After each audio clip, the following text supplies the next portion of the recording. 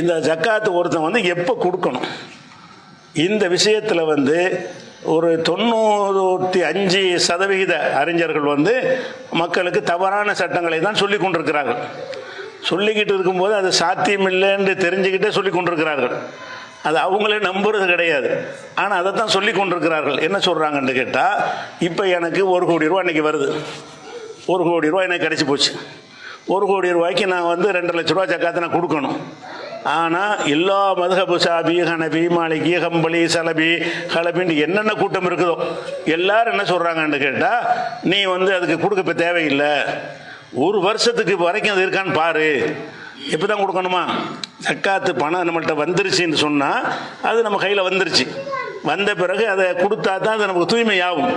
ஆனால் எல்லா மதுஹபுகள்லையும் எல்லா கொள்கையில் உள்ளவங்களும் என்ன சொல்லி வச்சுருக்கிறாங்கன்னு கேட்டால், அந்த ஓராண்டு நிறைவடையணுமா, அந்த காசு வந்தால் மட்டும் ஜக்காத்து கடமை இல்லையா, அது 1 வருஷம் உங்கள் கையில் இருக்கணும்.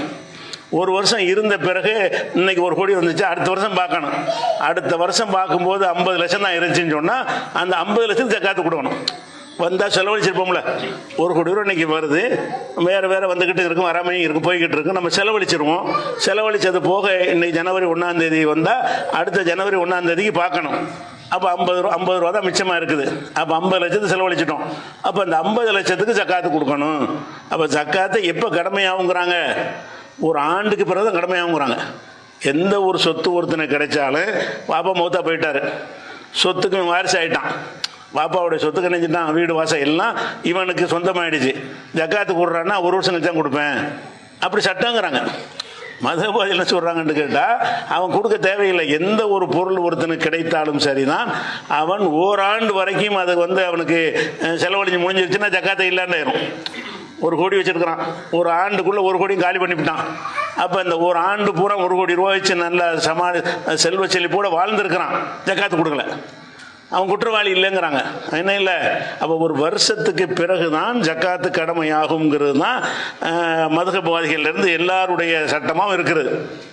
ரொம்ப யாரெல்லாம் அது கருத்தில் மாறுபடுறாங்கன்னா, என்னைக்கு வருது அன்னைக்கே கொடுத்துரு அப்படிங்கிற கருத்தில் யார் இருக்காங்கன்னு கேட்டால், சில சஹாபாக்கள், சில தாபியின்கள், வந்து ரசூலுல்லாஹ்வுடைய அஹ்ல பைத்துன்னு சொல்லுவாங்கள்ல, அந்த குடும்பத்தை சேர்ந்த சில அறிஞர்கள், இந்த தாவூதுன்னு ஒரு அறிஞர், தாவூது லாஹிரிம்பாங்க, எல்லாம் வெளிப்படையான அர்த்தத்தை தான் செய்வார். இந்த தத்துவத்தைலாம் ஏற்றுக்கிற மாட்டார், நேரடி ஆதாரம் தான் கொண்டு வான்னு கேட்பார். தாவூதுன்னு அவர் ஒரு நல்ல ஒரு இமாம், அவரை தவிர பாக்கி எல்லாருமே இதை சொல்கிறாங்க. இதை வந்து சுப்லு சலாம்ல ஃபி ஹிலாஃபுன் லி ஜமாத்தின் மன சஹாபத்தி ஓ தாபின்னு யாராச்சும் சொல்லியிருக்காங்களான்னு கேட்பாங்களா, அதுக்காக வேண்டி. அது ஒரு நோய் நம்மகிட்ட இருக்கிற ஒரு சட்டத்தை சொன்னோம்னு சொன்னால் இதுக்குரிய ஆதாரம் என்ன, ஆதாரப்படி இருக்குதான்னு பார்க்க மாட்டேங்கிறாங்க. அவங்க என்ன பார்க்குறாங்கன்னா, முட்டிமாவும் சொல்லியிருக்காங்கல்ல, இப்போ நீங்கள் மட்டும் புதுசாக சொல்கிறேன்னு கேட்பாங்க. அப்படியானவர்களுக்காக வேண்டி நம்ம மட்டும் புதுசாக சொல்லலை, இந்த கருத்தை சொல்லியிருக்கிறாங்க, குறைவாக சொல்லியிருக்கிறாங்க. இந்த கருத்து சமுதாயத்தில் இல்லாத கருத்து கிடையாது, யாருக்கும் தோன்றாமல் இருந்து முதல்ல நமக்கு தோன்றிய கருத்தும் கிடையாது, அன்னைக்கே இருந்திருக்குது. அதுக்காக வேண்டிய ஒரு தகவலுக்கு என்னன்னு கேட்டால், அந்த சுப்லு சலாமில் அந்த அறிஞர் எடுத்து காட்டுறாரு, ஒஃபி ஹிலாஃபுன் லி ஜமாத்தி மின சஹாபா, சஹாபாக்களில் ஒரு கூட்டத்தினர் இதுக்கு மாற்று கருத்தில் இருந்தார்கள், 1 வருஷம் ஆகணுங்கிறத அவங்க ஒத்துக்கிறல. ஓ தாபியன்களில் ஒரு கூட்டத்தார் இதே கருத்தில் இருந்தார். எந்த கருத்தில், வருஷம் 1 வருஷம் சென்ற பிறகு தான் கடமைங்கிறாங்கல்ல, அது கிடையாது. ஓ பாதில் ஆளுன்னா அஹ்ல பைத், அந்த ரசூலுல்லாஹ் குடும்பத்தை சேர்ந்த சில அறிஞர்களும், ஓ தாவூது என்ற அறிஞரும், இவங்கெல்லாம் என்ன செய்யறாங்கன்னா இதுக்கு மாற்று கருத்தில் இருக்கிறார்கள். அவங்க என்ன செய்யறாங்கன்னு கேட்டா, இத்தனைக்கு இத்தனை கூடுன்னு சொல்லிட்டாங்க, வெள்ளி இருந்தால் நீ 40ல் 1 கூடுன்னு ரசூலுல்லாஹ் சொல்லிட்டாங்க. அப்போ வந்தவொன்னு கொடுத்துட வேண்டியதான். இதை தாண்டிக்கிட்டு ஒரு ஆண்டு நிறைவேறணுங்கிற விஷயம் வந்து சரியில்லை அப்படின்னு சொல்றாங்க. ஆனால் கம்மி, ஒரு 5% கூட தேர மாட்டாங்க. கணக்கு பண்ணி எடுத்தோம்னு சொன்னால் 5% கூட தேர மாட்டாங்க. 95% அறிஞர்கள் என்ன செய்கிறாங்கன்னு கேட்டால், ஒரு பொருளுக்கு எப்போ ஜக்காத்து கடமையாகும் என்று கேட்டால், ஓராண்டு நிறைவடைந்தால் தான் ஜக்காத்து கடமையாகும் அப்படின்னு சொல்லிடுறாங்க. இதுக்கு எதை வச்சு சொல்கிறாங்க, அது ஒரு கணக்கு வேணும்ல. அல்லாஹ் ஜக்காத்தை கடமையாக்கிட்டான், 1 வருஷத்துக்கு பிறகு நீ அதை கொடுத்தா போதும், 1 வருஷம் வரைக்கும் நீ செலவழிச்சுன்னா ஜக்காத்து கிடையாது. இன்னும் சொல்ல போனால் இதில் என்னவெல்லாம் செய்கிறாங்கன்னு கேட்டால், ஹனஃபி மதுஹபுடைய கிதாபுல ஹனஃபி மதுஹபுடைய அறிஞரில் 2வது இடத்தில் உள்ளவர் அபு யூசுப். அபு ஹனீஃபா வந்து முதல் ஆள். அவருக்கு அடுத்த இடத்தில் உள்ள அறிஞர் யாருன்னு கேட்டால் அபு யூசுப்னு சொல்லுவாங்க. அவருக்கு அடுத்த இடத்தில் வந்து முகமதுன்னு சொல்லுவாங்க. இந்த 3 பேர் தான் முக்கியமான ஹனஃபி அறிஞர்களில் முதன்மையான ஆட்கள். இந்த அபு யூசுப் போன்ற அறிஞர்கள்லாம் என்ன சொல்கிறாங்கன்னு கேட்டால், உனக்கு ஒரு லட்ச ரூபா இருக்கா, வச்சுக்கிட்டே இருக்கிற, உனக்கு ஜனவரி மாதம் அந்த காசு வந்துச்சு, அப்போ டிசம்பர் வருதுல, டிசம்பர் வந்துச்சுன்னு சொன்னால் டிசம்பர் பிறந்த உடனே யாருக்காவது கொடுத்துரு, மகனுக்கு, அண்ணனுக்கு, தம்பிக்கு, பொண்டாட்டி கொடுத்துரு. இப்போ உங்கள் கையில் இல்லை, அந்த டிசம்பர் முடிச்சு மாதிரி வாங்கிக்கினேன். அப்போ மறுபடியும் அங்கேருந்து ஒரு வருஷம் இப்போ ஜக்காத்தை கொடுக்காம இருக்கணும்னு சந்திரன் சொல்லி கொடுங்க. அந்த இதுவே இதுவே ஏழைகளுக்கு சரி அநீதி. ஒரு வருஷம் கழித்து நீ ஜக்காத்து கொடுன்னு சொல்வதே வந்து ஜக்காத்தை இல்லாமல் போயிடும். ஏன் இந்த ஜக்காத்து பயன் தரலன்னு சொன்னால் சட்டத்தை மாற்றிவிட்டாங்க. இந்த ஜக்காத்தை வந்து எப்போ கிடைக்குது அப்போ கொடுன்னு சொன்னால் நிறைய கொடுத்துருப்பாங்க. இருக்கிற நல்லா ஜாலியாக ஒரு வருஷத்தை செலவழித்து முடிச்சுவிட்டு அதுக்கு மேலே மிச்சம் நிச்சயம் கொடுன்னு சொன்னால் எவ்வளோ பேர் கொடுப்பான்? அது அந்த ஒரு அடிப்படையில் வந்துருச்சு. அதனால என்ன செய்கிறாங்கன்னு கேட்டால், இந்த அபு யூசுப் இந்த மாதிரி சொல்கிறார். நீங்கள் என்ன செய்யலாம்னு கேட்டால், ஒரு வருஷம் நிறைவடைந்தா ஜனவரியில் என்கிட்ட அந்த காசு வந்துருச்சா, ஜனவரியில் ஒரு கிலோ நகை இருக்குது என்கிட்ட, டிசம்பர் வரும்போது நான் என்ன செய்கிறேன்னா ஒரு நகையை மனைவிக்கு அன்பளிப்பாக கொடுத்துட வேண்டியது. டிசம்பர் முடிஞ்சவுடனே அவங்க எனக்கு தந்துட வேண்டியது.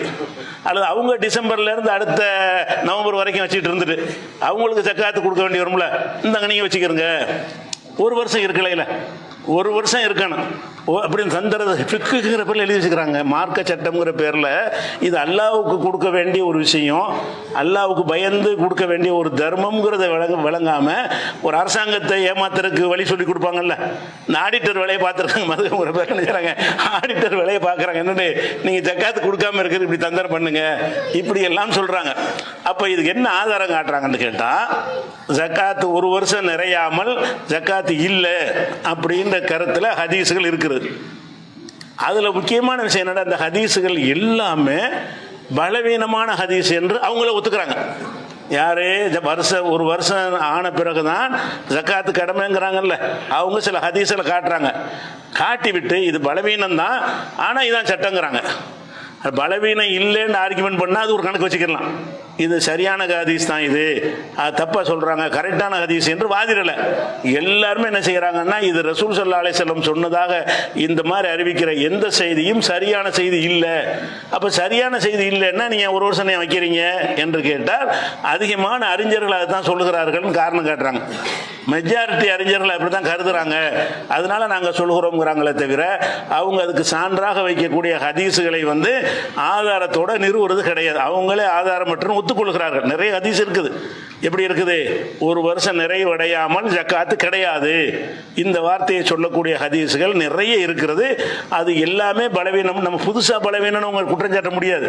இது எல்லாம் பலவீனம்னு ஹனஃபி அறிஞர்கள் ஒத்துக்கிறாங்க, ஷாஃபி அறிஞர்கள் ஒத்துக்கிறாங்க, மாலிக் அறிஞர்கள் ஒத்துக்கிறாங்க, ஹம்பலி அறிஞர்கள் ஒத்துக்கிறாங்க, அகல ஹதீஸ் அறிஞர்கள் ஒத்துக்கிறாங்க, சலஃப் அறிஞர்கள் ஒத்துக்கிறாங்க. எல்லா அறிஞர்களுமே சரியில்லை, ஹதீஸ் சரியில்லை, ஆதாரபூர்வமான செய்தி கிடையாது. அப்புறம் என்னத்துக்கு அதை வச்சு பேசுறீங்க?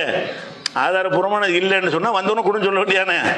பணம் வந்துச்சுன்னா ஜக்காத்தை கொடுன்னு சொல்ல, ஒரு வருஷத்துக்கு கொடுக்கணுங்கிற விஷயம் அடிபட்டு போச்சுன்னு சொன்னா இந்த ஹதீஸ் இல்லாட்டி என்ன முடிவு எடுப்பீங்க? அந்த முடிவு எடுக்க வேண்டியதானே.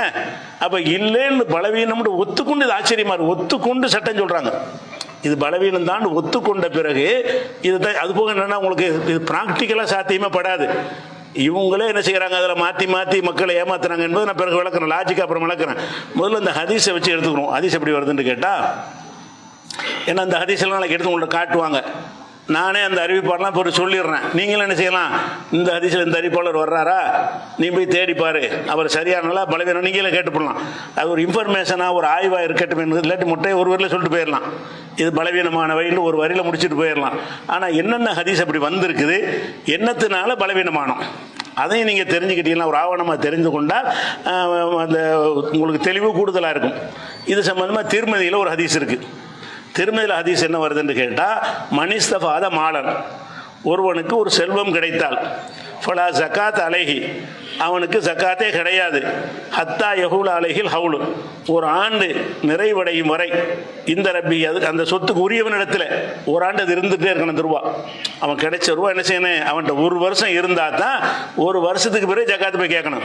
நேற்று 1 கோடி ரூபா அவன் வந்துச்சு, வந்த உனக்கு என்ன அடுத்த வருஷம் வா அப்படின்றான். ஏன்னா வந்தவனுக்கு கொடுக்க அவசியம் கிடையாது, ஒரு வருஷத்துக்கு பிறகு வா இருந்தால் பார்ப்போம் அப்படின்னு சொல்லிடுவான். ஆனால் அப்படி தான் சட்டம். இந்த ஹதீஸுக்கு அர்த்தம் தான். இந்த ஹதீஸை நம்ம ஏற்றுக்கொண்டோம் என்று சொன்னால் இது அர்த்தம் என்ன, ஒரு ஆண்டு நிறைவடைகிற வரைக்கும் ஜக்காத்து கிடையவே கிடையாது, எந்த ஜக்காத்தும் கிடையாது என்று இந்த ஹதீஸ் சொல்கிறது. இந்த ஹதீஸ் அறிவிக்க இது 631 இருக்கிறது திருமதியில். அந்த திருமதியில் உள்ள அறிவிப்பாளர் யார் சொல்றாருன்னு கேட்டால், இப்னு உமர், சஹாபி பேர் இப்னு உமர், அவர் அறிவிப்பதாக வருகிறது. அவருக்கு யார் அறிவிக்கிறார் என்று கேட்டால் ஸைத் பின் அஸ்லம் என்பவர் அறிவிக்கிறார். அவர் யாருக்கு அறிவிக்கிறார் என்று கேட்டால் அப்துல் ரஹ்மான், அவருடைய மகன். ஸைத் பின் அஸ்லம் வந்து அவருடைய மகன் அப்துல் ரஹ்மானுக்கு அறிவிக்கிறார். இந்த அப்துல் ரஹ்மானை பற்றி திருமதியிலேயே இந்த ஹதீஸ் கீழேயே அவர் என்ன சொல்றாருன்னு கேட்டால், அப்துல் ரஹ்மான் ஸைத் பின் அஸ்லம் லைஃபுன் ஃபில் ஹதீஸ், இவர் ஹதீஸ் கலையில் பலவீனமானவர் சொல்லிவிட்டு திருமதி இந்த கருத்தான் சொல்றாரு. திருமதி என்ன செய்யறாருன்னா பலவீனங்கிறாரு, ஆனால் ஒரு வருஷம் ஆகாம ஜக்காத்து கடமை இல்லைங்கிறார். அவர் தான் ஹதீஸை வெளியிடுறாரு, அவர் தான் பலவீனம்ங்கிறதையும் சேர்த்து தான் ரிப்போர்ட் பண்றாரு. பண்ணிவிட்டு அவருடைய கருத்து என்னடான்னு கேட்டால் ஒரு வருஷம் ஆகணும் இந்த இடத்துல ஹதீஸுங்கிறாரு. எந்த ஹதீஸ் பலவீனம்னு அவர் சொல்றாரு, சொல்லிவிட்டு இதன்படி சட்டமும் சொல்றாரு. வியப்பாக இந்த ஜக்காத்து சொல்ற ஆச்சரியமா இருக்குது. அது மாதிரி இல்லாமல் இது திருமதி என்ன சொல்றாருன்னு கேட்டால், திருமதியில இது வருது. இந்த ஹதீஸ் திருமதியில எடுத்து பார்த்தீங்கன்னா அந்த ஹதீஸை போட்டுட்டு கீழே வர்ற குறிப்பு தான் இது. திருமதி இமாமே அந்த நூலில் எழுதின ஒரு குறிப்பு தான் இது. லஅஃபஹு அஹ்மது பின் ஹம்பல், அஹ்மது பின் ஹம்பல் அவர்களும் அலி இப்னுல் மதீனி, அந்த 2 பேரும் கைருஹுமா, இன்னும் பலரும் மின் அஹ்லில் ஹதீஸ், ஹதீஸ் துறையில் உள்ள இன்னும் பல அறிஞர்களும் இவரை பலவீனமாக்கி விட்டார்கள். ஒஹுவ கசீருல் கலத்தி, இவர் ஏராளமான பிழை விட்டவர், ஹதீஸுகளை தப்பு தப்பா சொல்றவர்னு பேர் எடுத்திருக்காரு. யாரு, இந்த அப்துல் ரஹ்மான் பின் ஸைத் பின் அஸ்லம் என்ற ஒரு ஆளை வந்து பலவீனமானவர் என்று அஹ்மது பின் ஹம்பல் சொல்லியிருக்கிறாரு. அவரும் சொல்றாரு ஒரு வருஷத்துக்கு எல்லாம் ஜக்காத்துங்கிறாரு. அஹ்மது ஹம்பல் பலவீனங்கிறாரு. பலவீனம் சொல்லக்கூடிய அவர் என்ன சொல்றாரு, சட்டம் ஜக்காத்து கொடுக்காத ஒரு வருஷம் ஆகணும் ஷர்த்துங்கிறார். ஜக்காத்து கடமையாவதற்கு எது ஷர்த்து? ஆச்சரியமா இருக்கு. எதனால மற்றதுலாம் பலவீனம்னா விட சொன்னவங்க இந்த ஜக்காத்து விஷயத்தில் மாத்திரம் வந்து பலவீனம்னு சொல்லிவிட்டும் அதுதான் சட்டம் என்று சொல்கிறார்கள். இது ஏன் சொன்னார்கள் நமக்கு வியப்பா இருக்கிறது. பொருளாதார அறிவு இல்லையா, என்னத்தினால இதை சொன்னார்கள்? அலி இப்னு மதீனி பெரிய அறிஞர் தான், அவரும் அந்த கருத்தெல்லாம் இருக்கார். எந்த கருத்து? ஒரு வருஷம் ஆகணும், ஆனால் அந்த ஹதீஸ் பலவீனம், ஹதீஸ் பலவீனமா, ஆனால் அது ஒரு வருஷம் ஆகணுங்கிறார். அப்போ இது காரணம் என்ன? இதுக்கு கேண்டா இவர் எதனால் இவர் பலவீனமானவர்னா கசீருல் கலத், நிறைய பிழை விட்டவர்னு சொல்கிறாங்க. இது திருமதியில் வந்துருச்சு. இந்த ஹதீஸ் வந்து ஒரு வருஷம் ஆகாமல் ஜக்காத்து கடமை இல்லை என்கிற ஹதீஸ் திருமதியில் வருது. திருமதியை அதுக்கு முடிவும் சொல்லிவிட்டார். சரி, திருமதி மட்டும்தான் சொல்றாரான்னு கேட்டால் ஏராளமான பேர் இவரை பற்றி சொல்லியிருக்கிறாங்க. அதையும் எடுத்து கூடுதல் தகவல் தெரிஞ்சுக்கிறோம். திருமதியோடு முடிச்சுக்கிடலாம். இப்னு மொயின் அவர் ஹதீஸ் கலைய அறிவிப்பாளர்களை எடை போடுவதில் முக்கியமான ஒரு அறிஞர். அவர் என்ன சொல்றாருன்னா, லைஸ ஹதீஸுஹு பிஷையின், இந்த அப்துல் ரஹ்மான் அறிவிக்கிற ஹதீஸ் வந்து ஒரு கணக்கிலே வராது. இவர் பேர் வந்து தூக்கி போட்டுருங்க, இவர் ஹதீஸ் அறிவிக்கிற ஆளே கிடையாது. ஒரு நம்பகமா நேர்மையை அறிவிக்க மாட்டாரு, தப்பா அறிவிக்கிற ஒரு ஆளு, எந்த ஒரு பேணுதலும் இல்லாத ஆள்னு சொல்லி யார் சொல்றா? இது இப்னு மொயின் என்பவர் சொல்றாரு. அதே மாதிரி வந்து புகாரி இமாம், அபு ஹாத்தம், இவங்கெல்லாம் சொல்றாங்க அலி இப்னு, எங்க உஸ்தாத் அலி இப்னு மதனி இவரை பலவீனமாக்கி விட்டார் என்று சொல்லி அவர் பலவீனமாக்குனதாக புகாரியும் சொல்கிறாரு, அபு ஹாத்தமும் சொல்கிறார். 2 பேரும் சொல்றாங்க. அப்ப சாதாரண ஆளுக்கு இதை சொல்லலாம், எல்லா அறிஞரும் ஏற்றுக்கொள்ளக்கூடிய புகாரி மாதிரி ஆட்களை இவர் சரியில்லாத ஆள் கேட்குறாங்க. ஆனால் புகாரியுடைய கருத்து என்னன்னு கேட்டால் ஒரு வருஷம் ஆடி ஜக்காத்து கடமை இல்லைங்கிற. அவர் கருத்து என்னன்னு கேட்டிங்கன்னா ஒரு வருஷம் ஆகணும், அது பலவீனமானதான், பலவீனம் தான், ஆனால் ஒரு வருஷம் ஆகணுங்கிறாங்க. ஆச்சரியமா இருக்கு இந்த முடிவு சொல்லக்கூடியவர்கள் எப்படி இந்த முடிவு சொல்றாங்கன்னு இருக்கு, வியப்பாக இருக்கிறது. அதே மாதிரி வந்து அபுதாவுத் இமாம் அபுதாவுத் நூல் இருக்குல்ல, அவர் என்ன சொல்றாருன்னா, அந்த அப்துல் ரஹ்மான் மட்டும் இல்லை, இவர் அண்ணன் தம்பிமார்கள் இருக்காங்கல்ல, அசல்முடைய பிள்ளைகள் எல்லாருமே பலவீனமான ஆளுக்கு, இவர் கொஞ்சம் கூடுதல் பலவீனமான ஆளு. அப்துல் ரஹ்மான் மட்டும் இல்லை, அவருடைய பிரதர்ஸ் இருக்காங்கல்ல, அவங்க அறிவிச்சாலும் நம்ம ஏற்றுக்கிற முடியாதுன்னு சொல்லி அவர் சொல்லிடுறாரு. காலன் நசை லைஃபுன், நசை இமாமன் சொல்றாரு பலவீனமான ஆளு, அப்துல் ரஹ்மான் சொன்னா ஏத்துக்கிறாதியே அப்படின்னு நசை இமாமும் சொல்லிடுறாரு. அதே மாதிரி வந்து அபூசுரா அவர் பெரிய ஹதீஸ்களை மேதை. அவர் என்ன சொல்றாருன்னு கேட்டால் லைஃபுன் பலவீனமானவர். ஒகால் அபுஹாத்தம் ராசி சொல்றாங்க லைசபி கவியின் ஃபில் ஹதீஸ் கலையில் இவர் வந்து வலுவான ஒரு ஆள் கிடையாது அப்படிங்கிறாங்க. இப்னு ஹிப்பான் என்ன சொல்றாருன்னு கேட்டால் கான யுகல்லிபுல் அஹ்பார், ஹதீஸ்களை புரட்டி அறிவிப்பார். இருக்கிறது இல்லைன்னு அறிவிப்பார், இல்லாத இருக்குன்னு அறிவிப்பார். யுகல்லிபுல் அஹ்பார் ஓஹோலாயாலும் அறியாமல் என்ன செய்வார், ஒரு பாட்டுக்கு அறிவிச்சிட்டு இருப்பார். ஹத்தா கசுரதாலிக்கு ரிவாயத்தை இவருடைய அறிவிப்புல இந்த மாதிரியான விஷயங்கள் புரட்டி அறிவிக்கிறது ஜாஸ்தியாக இருக்கிறது. ஹதீஸில் ஒன்று மற்ற நம்பகமானவங்க ஒரு மாதிரி அறிவிச்சிருப்பாங்க, இவருக்கு நேர் மாத்தம் அதை செய்து அறிவிப்பார். புரட்டி அறிவிக்கக்கூடியவராக இருக்கிறாரு. அதனால ஃபஸ்துஹிக்க தர்க்க, இவரை விட்டு விடுவதுதான் தகுதியானது, இவருக்கு உள்ள தகுதி அப்படின்னு சொல்றாங்க. அதே மாதிரி இப்னு சவுதுங்கிற அறிஞர் சொல்கிறாரு கான கசீரல் ஹதீஸ், இவர் நிறைய ஹதீஸ்கள் அறிவிச்சிருக்கிறாரு. ஆனால் லைஃபுல் ஜித்தன், முற்றிலும் பலவீனமான ஒரு ஆள், இவர் ரொம்ப பலவீனமான ஒரு ஆள் அப்படிங்கிறாரு. இப்னு ஹுசைமா அவர் ஹதீஸ் நூல் எழுதின ஒரு அறிஞர் தான். அவர் என்ன சொல்றாருன்னா லைஸ ஹுவ மிம்மை யஹ்தஜ் அஹ்லுல் இல்மி பி ஹதீஸிஹி, ஹதீஸ்களை அறிஞர்கள் இவருடைய ஹதீஸை ஆதாரமாக கொள்வது இல்லை. லி சூயி ஹிஃபுலிஹி, இவருடைய நினைவாற்றல் மோசம், யாவோ சக்தி இல்லாமல் என்ன செய்வார்னா சொன்னதை அப்படி எடுத்து சொல்ல மாட்டார், மறதியில் வந்து என்ன செய்வார், கூட குறைய சேர்த்து சொல்லிடுவார். அதனால அறிஞர்கள் யாருமே இவர் ஒப்புக்கொள்வது இல்லைன்னு சொல்லி இப்னு ஹுசைமா சொல்றாரு. அப்ப அதே மாதிரி சாஜிங்கிறவர் சொல்றாரு முன்கருள் ஹதீஸ், இவருடைய ஹதீஸுடைய எல்லாம் நிராகரிக்கப்படும் அப்படின்னு சொல்லிட்டு அதுக்கு உதாரணத்தையும் காட்டுறாரு.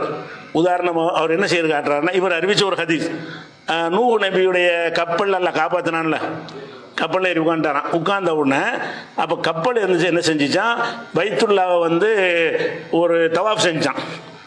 நூஹ் நபி ஏறின கப்பல் வந்து காபத்துல்லாவை தவாப் செய்து விட்டு ஒரு செல்லத்து ஹல்ஃபல் மக்காமி ரக்காத்தேனி, அந்த மக்காம இப்ராஹிமுக்கு பக்கத்தில் கப்பல் போய் 2 ரக்காத் தொழுதது என்று ரசூலுல்லாஹ் சொன்னாங்கன்னு அறிவிச்சாள். இப்படி ஆளுங்க, இவர் எப்படிப்பட்ட ஆளுங்கிறதுக்கு அந்த சாஜிங்கிறவர் இவர் அறிவித்த ஹதீஸை எடுத்து போட்டு இப்படியெல்லாம் ஹதீஸ்ன்னு அறிவிச்ச ஒரு ஆள் இவர். அது கப்பல் போய் எப்படி தொழுவும், அதுக்கு ரக்காத் எங்கே இருக்குது, அதையெல்லாம் ஹதீஸ்ன்னு பார்த்தவொன்னே அவர் உதறி தள்ளியிருக்கணும்ல, அதையெல்லாம் ஹதீஸ்ன்னு கேள்விப்பட்டலாம் என்ன செய்கிறாரு, அறிவிக்கிறாரு என்று எடுத்து காட்டுறாரு. அதே மாதிரி தகாவி என்ன சொல்றாருன்னு கேட்டா, அதாவது ஹதீஸுஹு இந்த அஹ்லில் இல்மி, இவருடைய ஹதீஸ் வந்து நிஹாயத்தி மினல் லோஃபி, பலவீனத்தின் உச்சத்தில் இருக்கிறது. சும்மா சாதா பலவீனம் கிடையாது, உச்சத்தில் இருக்கிறது. எதுக்கு இவ்வளவு சொல்றேன்னு கேட்டா, இப்படியான ஒரு விஷயத்தை வச்சு இப்படி ஆதாரம் எடுக்கிறார்கள். இவர் நல்லவர்னு யாருமே சொல்ல காணா, சரியில்லாத ஆள்னு சொல்றாங்க. அவர் சொன்னதை வைத்துக்கொண்டு ஜக்காத்துடைய ஷரத்து என்ன என்றால் ஓராண்டு நிறைவடைய வேண்டும் அப்படின்னு. இது ஏழைகளுக்கு இது ஆபத்து, இது ஜக்காத்தினோட நன்மை தராது. இது அவன் வந்து ஜக்காத்து கொடுக்காம செலவழிச்சிட்டு போயிடுவான். ஏழைகளுக்கு பயன் தருவது கொண்டு வந்த ஒரு சட்டத்தை அர்த்தம் இல்லாமல் ஆக்குது. ஆனாலும் என்ன செய்யறாங்க, இதெல்லாம் கவனிக்காம இருக்கிறாங்க. அதே மாதிரி ஜவுசுஜானி சொல்றாரு அவுலாது செய்தில் லோஃபா, ஜெயிதுடைய எல்லா புதல்வர்களும் பலவீனர்கள். இந்த அபூதாவுது சொன்ன மாதிரியே இந்த ஜெயிதுடைய பிள்ளைகள் அப்துல் ரஹ்மான் ஒரு ஆள், அவருடைய மற்ற பிரதர்ஸ் இருக்கிறாங்க, எல்லாருமே பலவீனமான ஆள்கள் அவரும் சொல்றாரு. அதே மாதிரி ஹாக்கிம் சொல்றாரு, அபு நயீம் சொல்கிறார், 2 பேரும் சொல்றாங்க இவர் தன் தந்தை வழியாக பல இட்டுக்கட்டப்பட்ட ஹதீஸ்களை அறிவித்தவர்.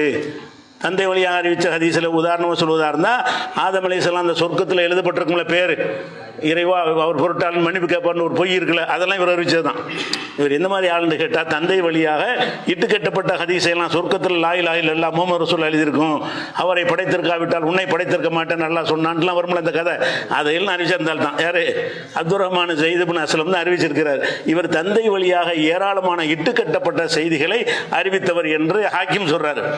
அதே இப்னு ஜவுசி சொல்றாரு அஜ்மவு அலா லூஃபி, இவர் பலவீனமானவர் என்று ஏகமானதான முடிவு, யார் நல்லவர்னு சொல்லல, அஜ்மோ இஜ்மான்டர் ஏகமானதான் முடிவு. அப்ப திருமதியில் ஒரு ஹதீஸ் வருகிறது, அந்த ஹதீஸ் பலவீனம் என்று திருமதியும் சொல்லிவிடுகிறாரு. முன்புட்டு அறிஞர்களும் சொன்னதாக இந்த சொன்ன விவரங்கள்லாம் இருக்குல்ல, இது எல்லாமே ஒரு நூலில் எடுத்ததுதான். இப்னு ஹஜர் வந்து தஹதீபுல் அந்த அறிவிப்பாளர்களை பற்றி போடும்போது இவ்வளவு லிஸ்ட் இவரை பற்றி சொல்றாரு. இவர் அப்துல் ரஹ்மான்டா யாருங்கிறது சொன்னல, இது எல்லாமே ஒரு நூலில் எடுத்ததுதான். நிறைய நூல்கள் இருக்குது, அது ஒவ்வொன்றும் ஒரு இடத்துல தேடி போட்டதில்லை. தஹதீப் ஒரு நூலை எடுங்க, எந்த நூலை வேணாலும் எடுங்க. தஹதீப் உதாரணத்துக்காக வேண்டி அறிவிப்பாளரை பற்றி சொல்லக்கூடிய ஒரு நூல், அப்துல் ரஹ்மான் பின் ஜெயித் இப்னு அஸ்லம் அடிங்க, தேடி பாருங்க, அவருடைய ஃபுல் டீட்டெயில் இதுதான். அவருடைய மொத்த விஷயமே என்னது, இப்படி தான் இருக்குது. அப்போ இந்த ஹதீஸ் பலவீனமாச்சு.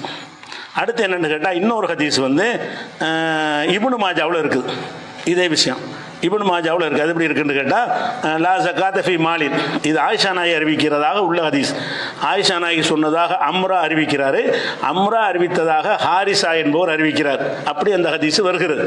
அதில் என்ன வருது? லா ஜகாத்த ஃபி மாலின், எந்த செல்வத்திலும் ஜக்காத் வராது. ஹத்தா யஹூல் அலைஹில் ஹவுலு, ஒரு வருஷம் பூர்த்தி ஆகிற வரைக்கும் அந்த சொத்தின் மீது என்ன செய்யணும், ஒரு வருஷம் கடந்து செல்ல வேண்டும் அப்படிங்கிற கருத்துப்பட அந்த ஹதீஸ் இருக்கிறது. இது அறிவிக்கிறாள். நான் சொன்ன ஹாரிசா இப்னு முகமதுடைய மகன் ஹாரிசா என்பவர் வருகிறார். அது ஆயிஷா சொன்னாங்க. ஆயிஷா சொன்னதாக அம்ராங்கிறவர் சொல்றாரு, அம்ராங்கிறவர் சொன்னதாக ஹாரிசா சொல்றார். அந்த தொடர்ச்சியில் வரக்கூடிய ஹாரிசா என்பவரை பற்றி சொல்லும் பொழுது இவரை பற்றி என்ன சொல்றாங்கன்னு கேட்டால், இப்னு ஹிப்பான் அவர் குற்றம் பிடிக்கப்பட்டவர்கள் ஒரு புஸ்தகம் எழுதியிருக்கிறார். அல் மஜ்ரூஹீன், யாரெல்லாம் அந்த மாதிரி வீக்கான ஆளுகளோ அவங்களுக்குண்டே ஒரு புஸ்தகத்தை போட்டு லெட்ஜர் தயார் பண்ணியிருக்காரு.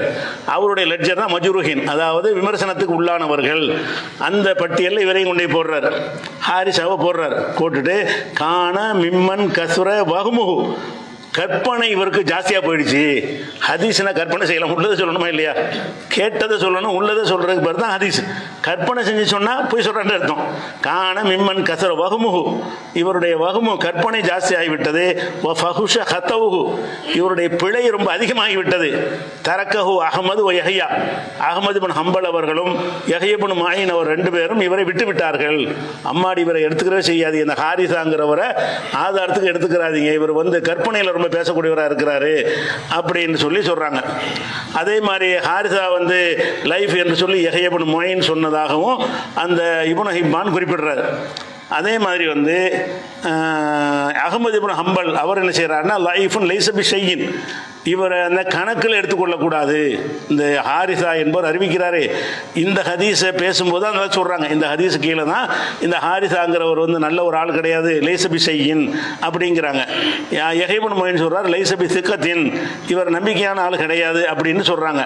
அப்துல் ரஹ்மான்கிறவர் சொல்றாரு முன்கருள் ஹதீஸ், இவருடைய ஹதீஸ்கள் நிராகரிக்கப்பட்டது, பொய் என்று சந்தேகிக்கப்பட்டது, நிராகரிக்கப்பட்டது என்றெல்லாம் சொல்லி காட்டுறாங்க. அப்ப இவ்வளவு விமர்சனம் இவரை பற்றி இருக்கிறது. அதே மாதிரி இது எங்க இருக்குன்னு கேட்டா, இது ஜர்ஹ் தாதீல்ங்கிற நூல்ல இந்த விமர்சனம் இவரை பற்றி இருக்கிறது. புகழ்ந்து ஒன்னையும் காணாம். அதே மாதிரி காமில்ங்கிற நூல், அதுவும் இந்த அறிவிப்பாளர் பலவீனமானவர்களை லெட்ஜர். அது காமில்ங்கிற கிதாப் என்னன்னு கேட்டால், யாரெல்லாம் லைஃபாக இருக்காங்கல்ல அவங்களையா எடுத்து போட்டு ஒரு லெட்ஜர் மாதிரி ரெடி பண்ணுறாங்க. அப்படி சில நிறைய கிதாபுகள் இருக்குது. அந்த கிதாபில் ஒரு கிதாபு தான் அல் காமிலு ஃபி லோஃபா ரிஜால், பலவீனர்கள் பற்றிய ஒரு முழு தகவல் திரட்டு அப்படின்னு அந்த நூலுக்கு அர்த்தம். அதில் என்ன செய்கிறாருன்னு கேட்டால், லைஃபுன் லைஸ யுகுத்தபு ஹதீஸுஹு, அவருடைய ஹதீஸை எழுதியே வைக்கக்கூடாது, எழுதி கூட வைக்கக்கூடாது. பலவீனமான ஒரு ஆள் பதிவு கூட செஞ்சு வைக்கக்கூடாது அப்படிங்கிறாங்க. புகாரி என்ன செய்கிறாருன்னா, லம் யஅ்தது அஹ்மது ஹாரிசா பின் அபிர் ரிஜால், இந்த ஹாரிசா என்பவரை அகமது இமாம் அவர்கள் ஆதாரமாக எடுத்துக்கொள்ளவில்லை அப்படின்னு சொல்றாங்க. அதே மாதிரி புகாரி என்ன சொல்றாருன்னு கேட்டா, முன்கருள் ஹதீஸ், இவருடைய ஹதீஸ் நிராகரிக்கப்படும், இவர் பொய்யர் என்று சந்தேகிக்கப்பட்டவர் அப்படின்னு அவர் சொல்றாரு. நசை என்ன சொல்றாருன்னா, மத்ருகுல் ஹதீஸ், இவருடைய ஹதீஸ் விடப்படும், எடுக்கக்கூடாதுங்கிறார். அப்ப இந்த ஹாரிசா என்பவர் வழியாகத்தான் இப்னு மாஜாவில் இந்த ஹதீஸ் இடம்பெற்றிருக்கு. அதே கருத்து திருமதியில் ஒரு ஹதீஸ் வருது, அதுல வர்றாரு அப்துல் ரஹ்மான் இப்னு ஸைத் இப்னு அஸ்லம் வர்றாரு. இதுல அந்த ஆள் வரல. இதுல மூணாவது அறிவிப்பாளர் யார் வர்றாருன்னு கேட்டா, ஹாரிசா பின் முகமது. முகமதுங்கிறது அவர் பட்ட பேர் அபுர் ரிஜால்மாங்க. ஹாரிசா பின் அபுர் ரிஜால் அல்லது ஹாரிசா பின் முகமது, ரெண்டு பேர் அவருக்கு. இந்த பேருக்குரியவரை பற்றி என்ன விமர்சனம் பண்றாங்கன்னு கேட்டா, இவர் நிலை பிழை விடக்கூடிய, கற்பனை செய்வாரு, கற்பனை செஞ்சு சொல்வாரு, பொய்யர் என்று சந்தேகிக்கப்பட்டவர், இட்டுக்கற்றவர் சந்தேகிக்கப்பட்டவர் என்றெல்லாம் இவரை பற்றி விமர்சனம் இருக்கிறது. இப்படியெல்லாம் அறிஞர்கள் சொல்லி இருக்கையில் வருஷம் கொடுக்கணுங்கிற இதை கொண்டு ஆதாரம். இவ்வளவு அறிஞர்கள் சொல்லி ஒரு ஹதீஸ் ஆதாரமானது ஒன்று எடுத்து காட்ட முடியல. எல்லாம் அதிகபட்சமாக என்ன செய்கிறாங்கன்னா, சஹாபாக்களின் சொந்த கருத்தாக சில அறிவிப்பு வருகிறது, அது வேண்டால் சரி என்று சொல்லலாம்ங்கிறாங்களே தவிர, ரசூல் வழியாக வர்ற எல்லாமே லைஃப்ன்ட்டாங்க. ரசூல்லா சொன்னதாக அறிவிக்கப்பட்டால் அதெல்லாம் லைஃபாக இருக்கு. உமர் சொன்னார், அவர் சொன்னார் இருக்கும்ல, அப்படியான சில அறிவிப்புகள் அது நமக்கு மார்க்கத்து நிற்காது. அது வேண்டால் சரியானதாக இருக்குன்ற அவங்களே சொல்லியிருக்கிறாங்க அறிஞர்களை. அந்த சொன்ன அறிஞர்களை சட்டம் எழுதும்போது என்ன செய்கிறாங்கன்னு கேட்டால், அந்த ஜக்காத்துடைய ஷர்த்துன்னு போடுவாங்க, நிபந்தனை என்ன என்று சொன்னால் ஹவுலானுல் ஹவுல், ஒரு வருஷம் பூர்த்தியாக இருத்தல். முதல் ஷரத்து என்னது? முதல்ல இஸ்லாமாக இருக்கணும், அந்த சொத்து வந்து அவனுக்கு ஒரு வருஷம் ஆகிருக்கணுங்கிற ஷரத்தை வந்து எல்லாருமே இதை ஒரு விதியாகவே ஆக்கிடுறாங்க. அப்போ ரெண்டாவது ஹதீஸ் அடிபட்டு போயிடுது. மூணாவது ஹதீஸ் என்னன்னு கேட்டால், என்ன அனைத்தையும் நீங்கள் பாருங்கள், எல்லாமே நான் சொன்னது இல்லை, எல்லாமே அந்தந்த நூல்களில் உள்ளவங்களே நினைஞ்சிருக்காங்க விமர்சனம் பண்ணி பலவீனம்னு ஒத்துக்கிட்ட ஒரு விஷயம்தான். அடுத்ததாக வந்து இந்த பைஹக்கியில் இந்த ஹதீஸ் இருக்குது, இப்னு மாஜாவில் இருக்கிற ஹதீஸ், அதில் இந்த ஹாரிசா தான் அறிவிக்கிறார். பைஹக்கி என்ன செய்கிறாருன்னு கேட்டால், அந்த ஹதீஸை அறிவிச்சுட்டு, ஓ ஹாரிசா லா யுஹ்தஜிபு ஹபரிஹி, அவருடைய செய்தி நீ ஆதாரமாக எடுத்துக்கிறாதீங்க. யார்? பைஹக்கி இதை ஹதீஸை போட்டிருக்காரு, இப்னு மாஜாவும் போட்டிருக்காரு. இப்னு மாஜா அந்த ஹாரிசாவுடைய இதை போட்டு குறிப்பு கொடுக்கல. இதே ஹதீஸை வந்து பைஹக்கி எழுதி என்ன செய்கிறாருன்னு கேட்டால், ஹாரிசா அறிவிச்சார்னு ஹதீஸை போட்டுடுறாரு. போட்டுட்டு அவரை கீழே குறிப்பு கொடுத்துட்றாரு, ஓ ஹாரிசா லா யுஹ்தஜ் பிஹி, ஹாரிசாவை சான்றாக எடுக்கக்கூடாது, அவர் சரியான ஒரு ஆள் இல்லை, இந்த ஹதீஸும் சரியில்லைன்ட்டார். சரியில்லைன்னு பைஹக்கி சொல்கிறார்ல, பைஹக்கியுடைய கருத்து என்னென்ன வருஷம் வருஷம் ஆகணுங்கிறார். பைஹக்கியுடைய தீர்ப்பு என்ன? மசாயில் என்ன? ஜக்காத்து கடமையாக வரது ஒரு வருஷம் ஆகணும், அதான் பைஹக்கியுடைய கருத்து. என்னப்பா அதான் இந்த ஹதீஸ் தான் பலவீனமாச்சு, பலவீனம் தான், ஆனால் சட்டம் தாங்கிறார். அப்படிங்கிற ஒரு விஷயத்தை பார்க்குறோம். பைஹக்கி எப்படி போச்சா? அதுக்கடுத்து வந்து தாரகுத்னியில் ஒரு ஹதீஸ், 3 ஹதீஸ் பார்த்துட்டோம், 4 பார்த்துருக்குறோம். அது இது ரெண்டும் ஒரே ஆளாக இருக்கிறனால ஒன்றா வச்சுக்கலாம். இப்னு மாஜாவில் உள்ளதும் பைஹக்கியில் உள்ளதும் அந்த ஹாரிஸை அறிவிக்கிறது, அதை ரெண்டாக பிரிச்சுக்கிட்டா 4 ஹதீஸ்னு வச்சுக்கிறங்க. ரெண்டையும் சேர்த்து ஒரு ஹதீஸ்னு வச்சுக்கிட்டா 3 வச்சுக்கிறங்க. அப்போ இந்த ஒரு அறிவிப்பு பலவீனமாக போயிடுது. அடுத்து தாரகுத்னியில் என்ன வருதுன்னு கேட்டால், லைசஃபி மாலின் ஜக்காத்தும் ஹத்தா யஹூல் அலைஹில் ஹவுல், ஓராண்டு முடியும் வரை ஜக்காத்துங்கிறது கிடையாது, எந்த சொத்துக்கும் ஜக்காத்து கிடையாது என்று ரசூலுல்லாஹ் சொன்னதாக அனஸ் அறிவித்து, அனஸ் சொன்னதாக சாபித் அறிவித்து, சாபித்து சொன்னதாக ஹஸ்ஸான் பின் சியாஹ் என்பவர் அறிவிக்கிறார். அதாவது ரசூலுல்லாஹ் சொன்னதாக அனஸ் சொன்னதாக சாபித்து சொன்னதாக ஹஸ்ஸான். இந்த ஹஸ்ஸான் பின் சியாஹ் என்பவர் என்ன செய்கிறாரு? இதை அறிவிக்கிறார். இவருடைய நிலைமை என்னன்னு கேட்டால், இவரை பற்றி இப்னு ஹிப்பான் அந்த லிஸ்ட்டில் போடுறாருல, அதாவது குற்றம் பிடிக்கப்பட்டவர்கள் ஒரு லிஸ்ட் வச்சிருக்கிறார். அந்த லிஸ்ட்டில் இவர் பேரை இடம்பெற வைக்கிறார், இந்த ஹஸ்ஸானை இடம்பெற செய்கிறார். என்ன செய்கிறாருன்னு கேட்டால், இவர் வந்து என்ன செய்வார்னு கேட்டால், முன்கருள் ஹதீஸ் சித்தன், முற்றிலும் நிராகரிக்கப்படக்கூடியவர்.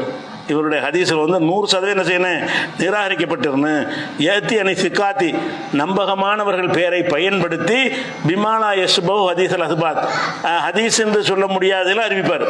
அவர் பயன்படுத்துகிற ஆளுக்கு நல்ல ஆளை சொல்லுவார். அவர் சொன்னார், இவர் சொன்னார், முக்கியமான ஆட்கள் பேரை போட்டுருவார். மெசேஜ் என்னவா இருக்கும்னு கேட்டால் ஹதீஸாக இருக்காது. அப்போ ஹதீஸ் இல்லாத விஷயங்களை எல்லாம் நம்பகமான ஆள் பேரை போட்டுட்டு யூஸ் பண்ணுவார் அப்படின்னு இப்னு ஹிப்பான் வந்து மஜ்ரூஹின்கிறதுல என்ன செய்கிறாரு? இவரை பற்றி சொல்கிறார். அதே மாதிரி வந்து இன்னும் சொல்ல போனால், இவர் சாபித்து அனசு சாபித்துங்கிற பேர்லாம் நிறைய அறிவிச்சிருக்கிறார். இதுவும் அப்படி தான் இருக்குது. அனசு சாபித்துன்னு ஹசன் இருக்குல்ல, இந்த மாதிரி அவருடைய அறிவிப்புகள் எக்கச்சக்கமாக இருக்குது. அனசு பேரை பயன்படுத்தி நிறைய செஞ்சுருக்கிறாரு அப்படின்னு சொல்லி என்ன உதாரணத்துக்கு எடுத்து காட்டுறாரு. எந்த மாதிரி ஆளுன்னு கேட்டால், நீங்கள் கல்யாணம் பண்ணுறதா இருந்தால் நல்ல நிறைய புள்ள பெற பொம்பளையாக பார்த்து கல்யாணம் பண்ணுங்கன்னு ரசூலுல்லாஹ் சொன்னாங்களாம். இது எவனுக்கா கண்டுபிடிக்கலுமா? ஒரு பொம்பளையை கல்யாணம் பண்ணுன்னா நிறைய புள்ள பெற பொம்பளையாக பார்த்து கல்யாணம் பண்ணுங்கன்னு ரசூலுல்லாஹ் சொன்னாங்கன்னு எழுதுறாரு. இது எப்படி ஒரு பொம்பளை நிறைய புள்ள பெறுவான்னு எப்படி கண்டுபிடிக்க முடியும்? அது வந்து அல்லாஹ் கொடுக்க யாருக்குமே தெரியாது. அல்லாஹ் நாடினால் பிள்ளைய கொடுப்பான், எல்லாமே கொடுப்பான்னு இது ஒரு ஹதீஸ்னு அறிவிச்சிருக்காரு. இவர் எப்படிப்பட்ட ஒரு ஆளு? நல்ல பிள்ளை பெறக்கூடிய, அதிகம் பிள்ளை பெறக்கூடிய பெண்களாக பார்த்து நீங்கள் திருமணம் பண்ணுங்கன்னு ரசூலுல்லாஹ் அறிவித்தார்கள். ஒரு ஹதீஸ் இருக்குது, அது அறிவிச்சது மேப்படியார் தாங்கிறார். யாரு? இப்னு ஹிப்பான் எடுத்து காட்டுறாரு. அப்ப இந்த மாதிரி ஹதீஸுங்கிற பேர்ல உள்ளதெல்லாம் சொல்லக்கூடிய ஒரு ஆள் தான் இது அறிவிக்கிறார். ஹஸ்ஸான் பின் சியாஹ்ங்கிறவர் அறிவிக்கிறார் என்று சொல்றாரு. அப்ப இந்த ஒரு ஹதீஸ் என்ன செஞ்சிருது? அடிபட்டு போயிடுது. இது இப்னு ஹிப்பானுடைய விமர்சனம் அப்படி ஆயிருது. அதே மாதிரி வந்து இப்னு ஹஜர் என்ன செய்யறார் என்றால், லிசானுல் மீசான்ல வந்து லஅஃபஹு இப்னு அதி தாரகுத்னிக்கு நிறைய எதுக்கு சொல்றேன்னு கேட்டா, சில அறிவிப்பாளர்களை பத்தி 1-2 பேர் பலவீனம் இருப்பாங்க, மற்றவங்க சும்மா விட்டுருப்பாங்க, புகழ்ந்து கூட சொல்லியிருப்பாங்க. இவருக்கு பேசின 50 பேருமே குறையா சொல்றாங்கண்ணா. எதுக்கு இவ்வளவு பேர் வாசிக்கிறோம்? எல்லாம் தேர்ந்தெடுத்த அறிஞர்களா இருக்கிறாங்க. ஒருத்தர் கூட அவர் நல்லவர்னு சொல்ல மாட்டேங்கிறாங்க. அப்படியான ஒரு பேர் எடுத்தவரா இருக்கிறார். அப்ப இப்னு அதி பெரிய அறிஞர், தாரகுத்னி பெரிய அறிஞர், அவங்களும் இவர் பலவீனமானவர்னு சொல்லி இருக்கிறாங்க. அதே மாதிரி வந்து இப்னு அதி எனக்கு காமிலுங்கிற கிதாபுல இவர் அறிவித்த ஹதீஸ்களை ஒரு 18 ஹதீஸை பட்டியல் போட்டு அறிவித்தது இவ்வளவும் முன்கரான ஹதீஸ், நிராகரிக்கிற ஹதீஸ் லிஸ்டே போடுறாரு. இவர் அறிவித்த ஹதீஸ்கள் ஒரு லிஸ்டே இருக்கிறது, ஒரு கணக்கே இருக்குன்னு சொல்லிட்டு அவர் இப்னு அதி தன்னுடைய நூல்கள் என்ன செய்யறாரு, போடுறாரு. ஒல்லூஃபு பையனும் நல்லா ஹதீஸிஹி, அவருடைய ஹதீஸில் பலவீனம் பளிச்சென்று தெரியும். அந்த ஹதீஸை பார்த்தவனையே இது ரசூலுல்லாஹ் சொல்லியிருக்க மாட்டாங்கன்னு பளிச்சென்று தெரியும்னு சொல்ற அளவுக்கு உள்ளார். அதே மாதிரி பஸார்ங்கிற அறிஞர் என்ன செய்யறாருன்னு கேட்டால், அனசு சாபித்து இந்த வழியாக இவர் நிறைய ஹதீஸ்களை அறிவித்திருக்கிறாரு, அதை மற்ற யார் அறிவித்திருக்க மாட்டாங்க அப்படின்னு புது புதுசு அறிவிக்கக்கூடியவராக இருக்கிறாரு அப்படிங்கிறாங்க. அபு நாயிமுல் இஸ்பஹானிங்கிறவர் சொல்றாரு, ரவான் சாபித்தின் மனாக்கீர், சாபித் என்பவர் வழியாக நிராகரிக்கப்பட்ட பல ஹதீஸ்களை இவர் அறிவித்திருக்கிறார் அப்படின்னு சொல்றாங்க. இதெல்லாம் வந்துகிட்டு யார் சொல்றா, லிசானுல் மீசான்ல இப்னு ஹஜருடைய புக்கில் அந்த லெஜர் எடுத்து பார்த்தாலும் இவரை பற்றி இப்படித்தான் கிடைக்கிறது. அதே மாதிரி இப்னு அதியுடைய லோஃபாங்கிற கிதாபில் எடுத்து பார்த்தீங்கன்னு சொன்னால் அவரும் இதை தான் சொல்றாரு. இவருடைய எல்லா 18 ஹதீஸை போட்டு இவர் எல்லாமே அறிவிச்சிருக்கிறது ஏற்கத்தக்கதா இல்லைன்னு சொல்றாரு. அப்போ இந்த ஹதீஸும் போக்காயிடுச்சு. அப்போ எதெல்லாம் எடுத்து வச்சுட்டு ஒரு வருஷம் ஆகணுங்கிறீங்களோ அது சரியான ஹதீஸ்ன்னு நீங்கள் நிரூபிச்சுட்டுல சட்டம் கொண்டு வரணும். சரியான ஹதீஸ் இல்லை, அவங்க கருத்து பிரகாரமாக சரியான ஹதீஸ் இல்லை, இதை எவராலையும் சரியாக நிறுவ இயலாது. இந்த வருஷம் ஆகணும்னு சொல்கிறாங்கல்ல, அவங்கள்ட்ட கூட நீங்கள் அதுக்கு சொல்லக்கூடிய ஹதீஸ் சரியானதான்னு கேளுங்க. சரியில்லை தான், ஆனால் இஜ்மா பண்ணிட்டாங்க, நம்ம என்ன செய்யறதுங்கிறாங்க. மக்கள்லாம் சேர்ந்து ஒரு கருத்துக்கு வந்துட்டாங்கல்ல, அதான் மார்க்கத்தின் ஆதாரம். ஆதாரத்தின் அடிப்படையில் நீங்கள் ஒரு கருத்துக்கு வரணும், நீங்கள் கருத்துக்கு வந்ததை ஆதாரமாக்கணும் அப்படிலாம் சொல்கிறாங்க. அதே மாதிரி தாரகுத்தினியில் என்ன செய்கிறாங்கன்னு கேட்டால், இதே ஹதீஸ் வருது தாரகுத்தினியில். அதில் என்ன வருதுன்னு கேட்டால், இதே தான் லாச காத்த ஃபீமாலி நத்தாயகுல் அலைகள் அவ்வளோ வருது. இதில் எப்படி வருதுன்னா, இப்னு உமர் சொன்னதாக நாஃபி சொன்னதாக உபைதுல்லா சொன்னதாக இஸ்மாயில் அப்படின்ற பேரில் வருகிறது. அதே தொடரில் இன்னொரு ஆள் வர்றாரு, சயீத் இப்னு உஸ்மான் அல் வர்ராக், 2 பேர் வர்றாங்க. இந்த 2 பேரை பற்றி விமர்சனம் என்னன்னு கேட்டால், இப்போ சயீத் இப்னு உஸ்மான்ங்கிறவர் அறிவிக்கிறார்ல, ஒரு ஆள் அறிவித்தாருன்னு சொன்னால் அவருக்கு வரலாறு இருக்கணும். இந்த சயீத் இப்னு உஸ்மான் அல் வர்ராக்குன்னு நீங்கள் தேடி பார்த்தீங்கன்னா எந்த புக்கிலும் இந்த பேர் இருக்காது, இவரை பற்றி டீட்டெயில் இருக்காது. ஒரு ஆள் ஒரு அறிவிப்பாளர் ஒருத்தர் இருந்தாருன்னா உலகத்தில் வாழ்ந்திருக்கணும். அவரை பற்றி ஹதீஸ் அறிவிப்பாளர்களுக்குன்னு எக்கச்சக்கமான நூல்கள் எழுதியிருக்கிறாங்க. இந்த ஹதீஸில் ஒரு வார்த்தையில் வர்றாரு இவர் தான், இந்த ஹதீஸில் ஒரு அறிவிப்பாளராக வந்திருக்கிறார், அவ்வளோதானே தவிர இவருடைய விவரம் தேடி பார்த்தீங்கன்னு சொன்னால் இவர் யார், எந்த ஊருக்காரர், எப்போ பிறந்தார், நம்பிக்கையான ஆள் தானா, எந்த ஒரு டீட்டெயிலுமே இவரை பற்றி கிடைக்காது. ஒவ்வொரு அறிவிப்பாளர் கிதாபாக தேடி பார்த்தாலும் இந்த பேருடையரை பற்றி குறிப்பு இருக்காது. இதை மஜ்ஹூல்மாங்க. மஜ்ஹூல்னா யாருன்னு தெரியாதவர், அட்ரஸ் இல்லாதவர். இதை அறிவிக்கிற ஒரு ஆள் முதல்ல யாருன்னு சொல்லு. நீ சொல்றீல்ல சயீத் இப்னு உஸ்மான் அல் வர்ராக் அறிவித்திருக்காருன்னு வருதுல, அவர் யாருப்பா சொல்லுப்பா அப்படின்னு கேளுங்க. அதை நியாயப்படுத்த அறிஞர்கள் சொன்னாங்கன்னா அவர் யாருங்கிற விவரத்தை ஒரு கிதாபு எடுத்துக்காட்டு. நீனா சொல்ல தேவையில்லை.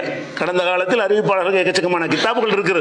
அந்த கிதாபுகளை எடுத்து பார்த்து என்ன செய்யணும், இந்த இருக்கு சயீத் இப்னு உஸ்மானுடைய டீட்டெயில் விவரம் இந்த இருக்குது அப்படின்னு எடுத்துக்காட்டு. ஒன்று எடுத்துக்காட்டல, 2 வரி கூட எடுத்துக்காட்டல இவரை பற்றி. அப்போ யார் தெரியாத ஒரு ஆளாக என்ன செய்யறாரு, அவர் சயீத் இப்னு உஸ்மான் தாரகுத்தின்னு சொல்றாரு, லம் நஜிதுஹு, இப்படி ஒரு ஆளே நம்ம காணவில்லை. அவருக்கே கிடைக்கல, நம்மளும் தேடி பார்த்தா கிடைக்கல. தாரகுத்தின்னு சொல்றாரு லம் நஜிதுஹு, இவரை பற்றி உண்மை கிடைக்கலன்றார். இவரை பற்றி எந்த விவரமும் கிடைக்கல. யாரு தாரகுத்தினி தான் இந்த ஹதீஸை பதிவு பண்ணியிருக்கிறார். தாரகுத்தினி தான் இந்த ஹதீஸை பதிவு பண்றாரு. பதிவு பண்ணிட்டு அதில் உள்ள அறிவிப்பாளரை பற்றி சொல்றாரு, இப்படி ஒரு ஆள் சொல்லப்படுது, இப்படி இவர் யாருன்னு எனக்கு தெரியலைங்கிறார். அறிவிச்சாலும் சொல்றாரு, பதிவு செஞ்ச அறிஞர் சொல்றாரு, இவர் லம் நஜிதுஹு, இவரை எங்கேயுமே பார்க்கல அப்படின்னு சொல்றாரு. அப்போ இதுவும் போயிடுச்சு, இந்த அறிவு போயிடுச்சு. அதுக்கப்புறம் என்ன ஆகுதுன்னு கேட்டால், அபுதாவுதில் ஒரு ஹதீஸ் இருக்குது. அபுதாவுல ஹதீஸ் என்னன்னு கேட்டால், அலி ரலியல்லாஹு சொன்னதாக இதே செய்தி, அலி ரலியல்லாஹு சொன்னதாக வரக்கூடிய செய்தி. இதில் என்ன வருதுன்னு கேட்டால், இந்த ஹதீஸில் சொல்லும் போது அந்த அறிவிப்பாளர் சொல்றாரு, இது அலியுடைய சொந்த கூற்றாக சொன்னாரா நபியின் கூற்றாக சொன்னாரான்னு எனக்கு தெரியாதுங்கிறார். இதில் அறிவிப்பாளர் கொஞ்சம் கரெக்டாக இருக்கிற மாதிரி இதான் சொல்லுவாங்க. இதை வேண்டாம், அலியின் கூற்று என்று வேண்டாம் நம்ம சொல்லலாமே தவிர ரசூலுல்லாஹ்வின் பக்கம் சம்பந்தப்படுத்த ஒரு ஹதீஸும் இல்லைங்கிறாங்களே, இதை வச்சு தான் சொல்றாங்க. அலி அறிவித்ததாக வருகிறது.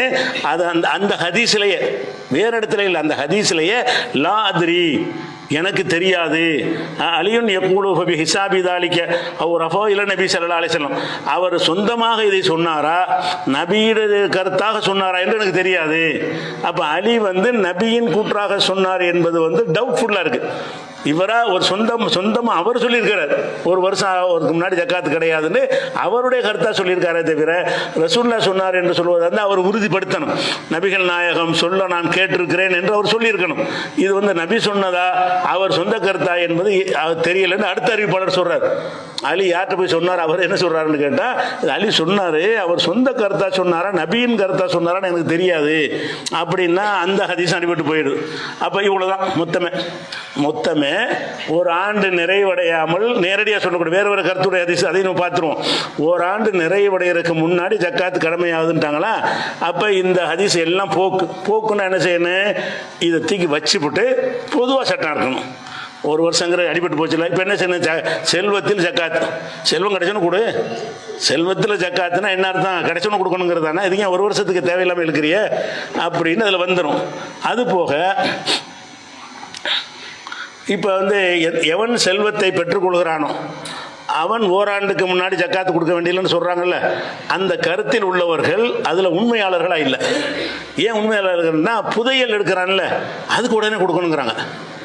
நீ தான் எந்த செல்வத்தை ஒருத்தன் அடைந்தாலும் அவன் வந்து ஓராண்டுக்கு ஒரு நிறைவடைகிறதுக்கு முன்னாடி ஜக்காத்து கடமை இல்லைங்கிறாங்க.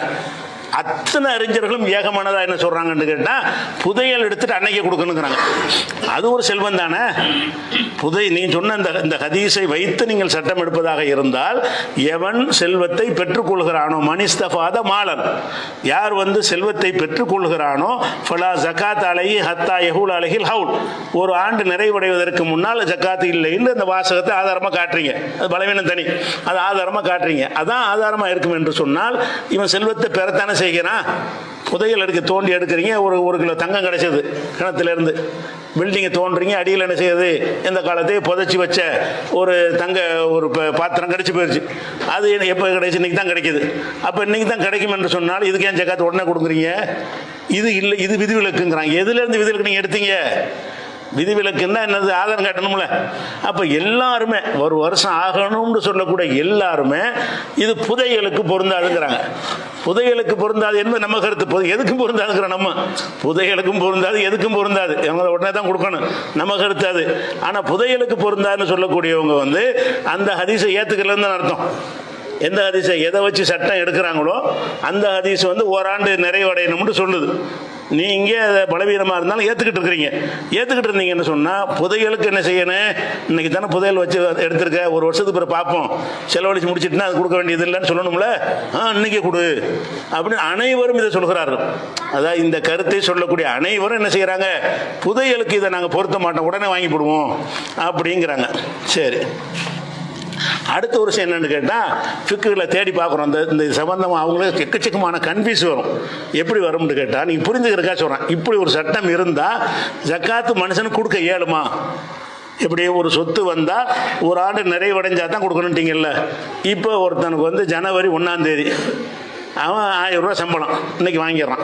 டெய்லி சம்பளம், டெய்லி அந்த காலத்தில் வழக்கமாக இருந்துச்சு. இன்னைக்கு டெய்லி சம்பளம் போடக்கூடியதெல்லாம் கொத்தனார் வேலைக்கெல்லாம் டெய்லி தான் சம்பளம் கொடுப்பாங்க. அப்போ இன்னைக்கு 1000 ரூபா, ஜனவரி 1ஆம் தேதி 1000 ரூபா வாங்குறான், ஜனவரி 2ஆம் தேதி ஒரு 1000 ரூபா வாங்குறான். இப்படின்னு அடுத்த ஜனவரி வருது, டிசம்பர் கடைசி வருது, ஜனவரியே வச்சுக்கிடுவோம். இந்த ஜனவரிலேருந்து டெய்லி 1000 ரூபா வந்துக்கிட்டே இருக்குது. அடுத்த ஜனவரி வரும்போது அவன் பார்க்குறான். அப்போ எவ்வளோ வரணும், டெய்லி 1000 ரூபான்னு சொன்னால் 30,000 3,60,000 வரணும். 3,60,000 தானே வரும். 3,65,000 ரூபா வரணும் ஒரு வருஷத்துக்கு. பார்த்தீங்கன்னு சொன்னால் 3,65,000 ரூபா சம்பாரிச்சிருக்கிறான்.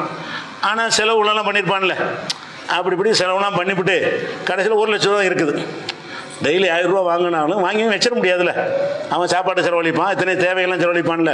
டெய்லி 1000 ரூபா வைக்கிறான், செலவழிக்கிறனா செலவழிச்சிடறான். அப்போ தினசரி 1000 சேர்த்துக்கிட்டு வந்து வருஷ கடைசியில் அவன் பார்க்குறான் ஒரு 1,50,000 ரூபா அவன்கிட்ட இருக்குது. 2 ரூபா சில்லறை செலவழிச்சுட்டான்னு வைக்கலாம். அப்படி தான் 3,65,000 இருக்காதுல்ல. அவன் வாழ்வதற்கு செலவு பண்ணியிருப்பான்ல. ஏதோ ஒரு தொகை 1,00,000 1,50,000 2,00,000 அவன்கிட்ட இருக்குன்னு வைங்க.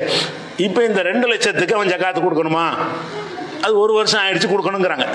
அந்த 2,00,000க்கு என்ன ஆயிடுச்சான், டெய்லி 1000 ரூபா சம்பாதிக்கிறாங்க. சம்பாதிச்சுட்டு வருஷம் முடிவில் பார்த்தீங்கன்னா 2,00,000 ரூபா மிச்சம் இருக்குது. அப்போ இந்த 2,00,000 ஜக்காத்து கொடு அப்படிங்கிறாங்க. அப்போ நம்ம கேட்குறோம், இந்த 2,00,000 ஒரு வருஷம் ஆயிருக்குமா? ஒரு வருஷம் கடந்திருக்குமான்னு ஆயிருக்காது. ஏன்டா ஜனவரி 1ஆம் தேதிக்கு வச்சிருந்தானே 1000 ரூபா வாங்கினானே, அந்த 1000 ரூபாய்க்கு தான் ஒரு வருஷம் கடந்திருக்கு. ஜனவரி 1ஆம் தேதிக்கு அவன் சம்பாரிச்சு 1000 ரூபா இருக்குல்ல, அந்த 1000த்துக்கு தான் அடுத்த ஜனவரி வரும்போது ஒரு வருஷம் ஆயிருக்கு. பிப்ரவரியில் சம்பாரிச்சதுக்கு ஒன்று ஒரு நாள் இருக்குது. மார்ச்சில் ஜனவரி 2ஆம் தேதி சம்பாரிச்சான்ல, அதுக்கு ஒன்று ஒரு நாள் இருக்குது. ஜனவரி 3ஆம் தேதி வாங்கினான்ல ரூபா, அதுக்கு கொடுப்பதற்கு அடுத்த ஜனவரி 3 வரணும். ஜனவரி 4ஆம் தேதி அந்த ரூபாய்க்கு ஒரு வருஷம் ஆகணுமே. ஒவ்வொரு நாள் உள்ள ரூபாய்க்கும் ஒவ்வொரு ரூபாய்க்கும் ஒரு வருஷம் கிடக்கணும்ல. இது எப்படி அனைத்துக்கும் சேர்த்தாங்க? கேட்டால் சட்டம் எழுதி வச்சுருக்காங்க. மூளையை செலவழிச்சாங்களா? இல்லை ஒரு வருஷம் ஆகணுங்கிற. இப்போ ஒரு வருஷம் இங்கே ஆகிருக்குது, அனைத்துக்கும் ஆகலை. ஜனவரியில் என்ன காசு வாங்கினானோ அந்த 1000 ரூபா தான் ஒரு வருஷம் ஆகிருக்குது. அப்போ என்ன செய்யணும்? 2 லட்ச ரூபா இருந்தாலும் அந்த 500 ரூபாய்க்கு காத்தை கொடுத்துடணும். மீதிக்கெல்லாம் கொடுக்க வேண்டியதில்லை. 1000 ரூபா சம்பாரிச்சான், 1000 ரூபா செலவழிச்சு 500 ரூபா செலவழிச்சு விட்டான், அதில் மிச்சமானது 500 ரூபா இருக்குன்னு வைங்க. அப்போ 2 லட்ச ரூபா அவன்கிட்ட இருந்துச்சுன்னு சொன்னால் ஜனவரி 1ஆம் தேதி அவன் எவ்வளோக்கு சக்காத்து கொடுக்கணும்? 500 ரூபாய்க்கு கொடுத்தா போதும். ஏன்? அந்த 500 தான் ஒரு வருஷம் வரைக்கும் இருந்து, அந்த 500 தான் ஒரு வருஷம் நிறைவடைஞ்சிருக்கும். அடுத்து ஜனவரி 2ஆம் தேதிக்கு என்ன செய்யணும்? இன்னொரு 500 ரூபாய்க்கு கொடுக்கணும். ஜனவரி 3ஆம் தேதிக்கு அந்த ஒரு வருஷம் ஜக்காத்தை கொடுத்து முடிக்க ஒரு வருஷம் ஆகும். அந்த ஒரு வருஷம் ஜக்காத்து கொடுத்து முடிக்கிறதுக்குன்னாவே ஒரு வருஷம் ஒவ்வொன்றுக்கு ஆகணும்ல. டெய்லி பணம் வந்துக்கிட்டே இருக்கலங்க. டெய்லி பணம் வந்துக்கிட்டே இருக்கும் பொழுது ஒவ்வொரு பணத்தின் மீது ஒரு வருஷம் ஆகணும்ல. நீங்கள் தானே சட்டம் அப்படி சொல்கிறீங்க, ஓராண்டு நிறைவடையணுங்கிறீங்க. ஓராண்டு இங்கே நிறைவடையலையே. நீங்கள் மொத்தத்தையும் சேர்த்துக்கிட்டு இப்போ நேற்று வந்த ரூபாய்க்கு ஒரு வருஷத்தை கணக்கில் சேர்க்குறாங்க. அது எப்படி டிசம்பர் கடைசியில் அந்த காசு என்ன செய்யறான்? அதுவும் ஒரு வருஷம் நிறைவடைஞ்சிருச்சு. அப்படி ஆகும். நேத்தனை வந்திருக்குது. அப்போ நேற்று வந்த ரூபாயும் ஒரு வருஷம். அப்போ அந்த ஒரு வருஷம் நிறைவடைதல் என்பதை இதை சட்டமாக நீங்கள் சொன்னால் எவனாலும் செயல்படுத்த இயலாது. 365 லட்சம் போடணும். ஜக்காத்து கொடுக்கணும். என்ன செய்யணும்? டெய்லி உள்ள வருமானத்தை 365 நாளைக்கு போட்டு இந்த ரூபாய்க்கு ஒரு வருஷம் இத்தனாம் தேதி, இந்த ரூபாய்க்கு ஒரு வருஷம் இந்த தேதியில், இந்த ரூபாய்க்கு ஒரு வருஷம் இந்த தேதியில் போட்டு என்ன செய்யணும்? ஒரு வருஷத்துக்கு 365 லிஸ்ட் போடணும். அதுக்கெல்லாம் அடுத்த வருஷத்துக்கு காசு வர ஆரம்பிச்சிடும். அதோட நின்று போயிடாதுல. இந்த அடுத்த வருஷத்துக்கு வர மாதிரி காசு வர மாதிரி அதுவும் இதில் சேருமே. இவனுக்கு கொடுக்க இயலுமா? இப்படியாமா இருக்கும்? நீ சொல்கிறபடி கொடுக்க முடிஞ்சா கொடுக்க இயலுமா? இன்னும் சொல்ல போனால் அந்த சட்டத்தில் எப்படி எழுதியிருக்காங்கன்னா, ஒருத்தர் ஜனவரி சொல்ல புரிஞ்சுக்கிறதுக்க வேண்டியதான்.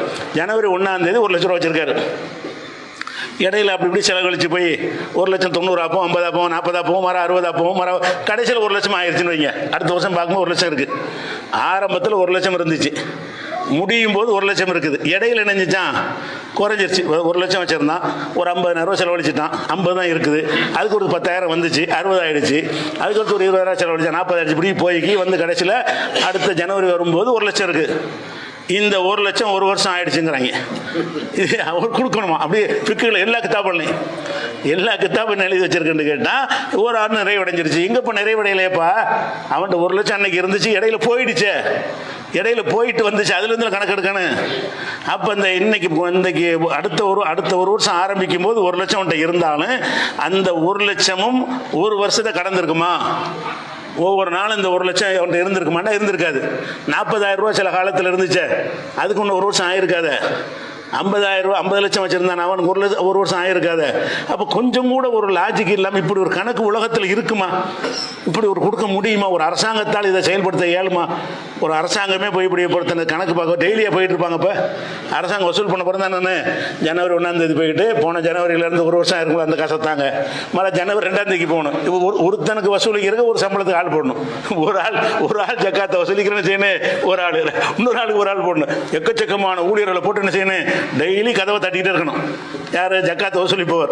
2ஆம் தேதியோட ஜக்காத்தை தாங்க, 3ஆம் தேதி இன்னைக்கு சில ரூபாய்க்கு 1 வருஷம் ஆயிருக்குமே அதை தாங்க, 3ஆம் தேதி போய் இன்னைக்கு சில ரூபாய்க்கு 1 வருஷம் ஆயிருக்குமே தாங்கன்னு இதை இப்படி செய்ய முடியுமா? இப்படி செஞ்சுக்கிட்டு இருந்தாங்களா? சகாபாக்கள் காலத்தில் டெய்லி வீடு போய் கதவை தட்டுன்னு கேட்டிருந்தா தானே உண்மையாக இருக்க முடியும். ஓராண்டு நிறைவடையும் வரை ஜக்காத்தில் நீங்கள் சொல்வதாக இருந்தால் தினசரி போய் ஜக்காத்து வாங்கினா மட்டும்தான் சாத்தியமாகும். அல்லது மாச சம்பளம் வாங்கினா கூட 12 தடவையாவது வாங்கணும். தினசரி சம்பளம் இல்லைன்னு வைங்க, மாச சம்பளம் வாங்குறானா ஜனவரியில் வாங்கின சம்பளத்துக்கு தான் அடுத்த ஜனவரி 1 வருஷம் நிறைவடைஞ்சிருக்கும். பிப்ரவரியில் வாங்கின சம்பளத்துக்கு 1 மாதம் இருக்குது. மார்ச்சில் வாங்கின சம்பளத்துக்கு அடுத்த மார்ச் வந்தால் தான் 1 வருஷம் ஆகும். ஏப்ரலில் வாங்கின சம்பளத்துக்கு அடுத்த ஏப்ரல் வந்தால் 1 வருஷம் ஆகும். நீ மாச சம்பள காரணம் எடுத்துக்கிட்டா கூட 12 தடவை வாங்கணுமா இல்லையா? 12 தடவை ஆள் அனுப்பணும், 12 ஊழியர் அனுப்பி விடணுமே. ஒவ்வொரு மனுஷனுக்கும். அப்போ இது வந்து ப்ராக்டிக்கலாகவும் சிந்திக்க முடியலை. இது ஒரு கருத்தா, இது ஒரு அறிவுக்கு ஏற்றுக்கிற, இது எப்படி எல்லா அறிஞர்களும் இதை சொன்னாங்க, இந்த கேள்விக்கெல்லாம் பதில் சொல்லுங்க, இந்த பதில் இல்லை. அது ஒரு விஷயத்தை பார்க்குறோம். அடுத்து என்னன்னு கேட்டால், அந்த வருஷத்தை எப்படி கணக்கிடணுமா, அது குழப்பமான ஒரு தத்துவத்தை சொல்லிவிட்டு அதை நியாயப்படுத்துறதுக்கு என்ன செய்வாங்க, பல விதமான தத்துவங்களை அரசியல்வாதி சொல்லுவாங்கல்ல, இந்த சிஏன்னு ஒன்று கொண்டு வந்து நத்து உழப்புறாங்கல்ல, அந்த மாதிரி என்ன செய்கிறாங்கன்னு கேட்டால், அது எப்போ அரசாங்கத்தில் வசூலிக்க வர்றாங்களோ அன்னையிலேருந்து ஒரு வருஷம் வச்சுக்கிற வேண்டியதான். அப்போ ஒரு வருஷம் ஆகணுன்ற அவசியம் கிடையாதான். இன்னைக்கு அரசாங்கத்தில் வசூல் வச்சு பண்ணிட்டார்ல, அடுத்த வருஷம் வருவார், அடுத்த வருஷம் வரும்போது என்ன இருக்குது அதுக்கு ஜக்காத்து கொடு. அது எப்படி ஒரு வருஷம் ஆயிருக்கேன், ஒரு வருஷம் ஆயிருக்காத, அதுக்கடையில் அந்த ஒரு வருஷத்தில் எவ்வளோ பணங்கள் வந்திருக்கும், போயிருக்கும், செலவழிச்சிருப்பான், கூடியிருக்கும், குறைஞ்சிருக்கும். அப்போ ஒவ்வொரு தொகைக்கும் ஒரு வருஷம் ஆகணுமே. அப்போ எந்த கருத்தை சொல்கிறாங்களோ அதுக்கு மாற்றமாக ஃபத்வா கொடுக்குறாங்க. அவங்க ஒரு கருத்தை சொல்வார்களே, ஆனால் அந்த கருத்துக்கு ஏற்றவாறு தானே ஃபத்வா கொடுக்கணும். அந்த கருத்துக்கு ஏற்றவாறு செய்யலை. அது போக என்ன செய்யலான்னு கேட்டால், இப்போ அதாவது ஒருத்தண்ட செல்வத்தில் எல்லாம் ஜக்காத் எடுக்க சொல்கிறோம், செல்வத்தில் ஜக்காத் எடுக்க சொல்லிட்டான். இப்போ இந்த ஒரு வருஷம் திண்டான்ல, செலவழிச்சான்ல, அது யாருடைய செல்வம்? இப்போ என்கிட்ட ஒரு லட்ச ரூபா என்கிட்ட வந்துருச்சு, நான் ஒரு வருஷத்துக்கு நான் செலவழித்து முடிச்சு 50,000 ரூபா வருஷ கடைசியில் வச்சுருக்கிறேன். அடுத்த வருஷம் வரும்போது 50,000 ரூபா இருக்குது, நான் 50,000 செலவழிச்சிருக்கேன். யார் காசு? என் காசு தானே. அப்போ என் காசுலேருந்து ஜக்காத்து எடுக்க சொல்கிறேன், வேற ஆள் காசு செலவழிச்சா தான் நீ சொல்லலாம். அல்ல என்ன செய்யறான்னா, அவர்களின் செல்வத்தில் ஜக்காத்தை வாங்குங்கிறான். அப்போ இவன் சாப்பிட்டது அவன் செல்வமா வேற ஆள் சொல்லுவோமா? அப்போ ஜக்காத்தை கொடுத்துட்டு சாப்பிடு. நீ சாப்பிட்டது செலவழிச்ச எல்லாமே உரிய ஏழைக்குரிய ஹக்கு கொடுத்துட்டு தான் நீ செலவழிக்கணும். அப்படிங்கிற வகையில் பார்த்தீங்கன்னா அந்த ஒரு வருஷம் செலவழித்து சாப்பிட்டதுக்கெல்லாம் ஜக்காத்தெல்லாம் ஆக்குறாங்க. அதே மாதிரி கால்நடைகள் இருக்குது இல்லையா, கால்நடைகள் ஜக்காத் தனியாக இருக்குது. அதுக்கு வந்து ஒரு வருஷம் பார்க்க தேவையில்லை, அது பார்க்கணும், எல்லாத்தையும் பார்க்க வேண்டிய, அது ஒரு செல்வம் தானே. அவங்க சொல்கிறாங்க. இதே கருத்து உடையவங்களும் இப்படி குழப்பறாங்கன்னு பாருங்க. இதே கருத்து உடையவங்க வந்து கால்நடைகள் இன்னைக்கு வந்து 40 ஒட்டகம் இருந்துச்சா, போய்க்கிறேன் நான் 120 ஒட்டம் வந்தால் ஒரு ஒட்டகம் கொடுக்கும், 120 ஆடு இருந்தால் ஒரு ஆடு கொடுக்கணும்ல, 121 ஆடு வந்துட்டா 2 ஆடு கொடுக்கணும். அதுக்கு அந்த ஒரு ஆடு வந்தவொடனே இன்னைக்கு ஒரு குட்டி போட்டுருச்சுன்னா 2 ஆடு வாங்கிட்டு வந்துருங்கிறாங்க. இல்லை என்னைக்கு தானே குட்டி போட்டிருக்கு, அதுக்கெல்லாம் வருஷம்லாம் கிடைக்க மாட்டோம். ஒருத்தன் 120 ஆடு வச்சிருக்காங்க, 120 ஆடு வச்சிருக்கான், ஒரு ஆடு கொடுத்துருவான். 40க்கும் ஒரு ஆடு தான், 120 வரைக்கும் ஒரு ஆடு. அவர் வசூல் பண்ண போகும்போது என்னன்னு பார்ப்பாரு, 120 ஆடு வாங்கியாச்சு. அடுத்த நாளைக்கு ஒரு ஆடு குட்டி போட்டுருச்சு, அல்லது வசூல் பண்ணிட்டு இருக்கும்போது குட்டி போட்டுருச்சு. வசூல் கேட்டுட்டு இருக்கிறான்ல, அந்த இடத்துல ஒரு ஆடு குட்டி போட்டுருச்சு. இப்போ 121 ஆயிடுச்சு. 2 ஆடை கூட்டுன்னு கேட்டால் அதெல்லாம் கிடையாது. ஒரு வருஷம் ஆகணும்னு சொன்னால் ஒத்துக்கிறீங்களா? ஒத்துக்கிற வாங்கிடணுமா? குட்டி போட்டால் என்ன செய்யணும், உடனே எடுத்துக்கிறேன்னு. அப்போ ஏன் வருஷம் பூர்த்தி ஆகணும்னு சொல்ல மாட்டேங்கிறீங்க? அந்த குட்டிக்கு ஒரு வருஷம் ஆகலையே, அந்த குட்டி வந்து இன்னொரு வருஷம் ஆனால் தானே அதுக்கு ஜக்காத் எடுக்கணுங்கிறீங்க. அப்போ ஒரு வருஷம் ஆகணும்னு சொல்கிறீங்க, அதுக்கு மாற்றமாக ஃபத்வாக்கள் கொடுக்குறீங்க. சொல்கிற ஃபத்வாக்கள்லாம் அதுக்கு நேர் எதிராகத்தான் இருக்குது. இப்படிலாம் பார்க்குறோம். அதே மாதிரி ரசூல்லா வந்து மக்களுடைய அழுக்குகள்னு சொல்லிட்டாங்க. இந்த சொந்தக்காரங்களை நியமிக்க சொல்லி கேட்பாங்கல்ல, சில சஹாபாக்கள் வந்து என்ன செய்வாங்க, ஜக்காத்து வசூலுக்கு எங்களையும் அனுப்புங்கன்னு கேட்கும் பொழுது அதெல்லாம் மக்கள் அழுக்கு நான் அனுப்ப மாட்டேன், தரமாட்டேன்ட்டாங்க, உறவினர் நியமிக்க மாட்டேன்ட்டாங்க. அழுக்குன்னு தெரியும் போது அதை எப்படி திங்க சொல்கிற நீ? அதை கொடுத்தா தானே சுத்தமாகும். ஜக்காத்தை கொடுத்த பிறகுதான் சுத்தமாகும். நீ ஒரு வருஷத்துக்கு நல்லா செலவழிச்சிக்க, அப்போ அவனுடைய அழுக்கையும் சேர்த்து நீ சாப்பிடலாம்னு அர்த்தம். இப்போ பியூர் ஆக்கணுமா இல்லையா? ஜக்காத் என்பது செல்வங்களை தூய்மைப்படுத்தும் சொன்னாங்கல்ல, ரசூல்லா சொன்னாங்கல்ல. தூய்மைப்படுத்தலை, நீ தூய்மைப்படுத்தாத அழுக்கும் கடந்தது தானே ஒரு வருஷம் செலவழிக்கிற. அப்போ ஒரு மனிதன் செலவழிக்கிறதே சுத்தமாக இருக்கணுமாக இருந்தால் எப்போ வருது அப்போ தான் கொடுக்கணுமே தவிர ஓராண்டு நிறைகிற வரைக்கும் ஜக்காத் இல்லைங்கிற தத்துவம் வந்து உலகத்தில் எவனும் சொல்லாத எந்த ஒரு பொருளாதார மேதையும், வரி விதிக்கிறாங்க இல்லை, எந்த ஒரு நாட்டிலையுமே இல்லாத ஒரு சட்டம், எந்த காலத்தில் நடைமுறைப்படுத்த முடியாத சட்டமாக இருக்குது. இதில் வந்து இன்னும் சில குழப்பங்கள், இது சம்பந்தமாக என்னென்ன செய்கிறாங்க என்பதை இன்ஷா அல்லாஹ் அடுத்தடுத்த நாட்களில் பார்க்கலாம். கொஞ்சம் ட்ரையாக இருந்தாலும் இந்த விலையெல்லாம் தெரிஞ்சுக்கணும். சரியா? சரி, சொல்லுங்கள்.